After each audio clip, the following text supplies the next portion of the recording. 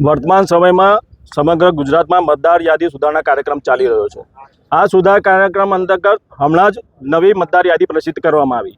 નવી મતદાર યાદી પ્રસિદ્ધ કર્યા બાદ 18/1 સુધી જેને પણ કોઈ વાંધો હોય, રજૂઆત કરવી હોય તો એ વાંધો અહીંયા 18 તારીખ છેલ્લી એની મુદત હતી।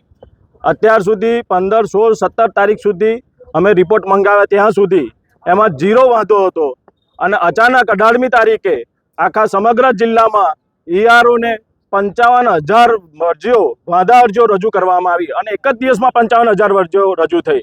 એના બાદ 19 તારીખનો રિપોર્ટ કર્યો તો એમાં 67,000 અરજીઓ રજૂ થઈ। એટલે આખા જિલ્લામાંથી કુલ મળીને 67,000 વાંધા અરજીઓ રજૂ થઈ છે।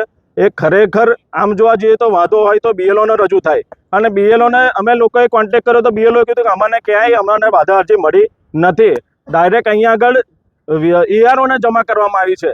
તો આ ચોક્કસ શંકા ઉપજાવે એવું કાવતરું છે કે જે લોકો આવી રીતે બીએલઓના દ્વારા અહીંયા વાંધા અરજીઓ રજૂ કરી અને અમુક ચોક્કસ મતો પર ટાર્ગેટ કરી રહ્યા છે, કોંગ્રેસ પક્ષના મતો પર ટાર્ગેટ કરી રહ્યા છે, એ બિલકુલ ગેરવાજબી વાત છે।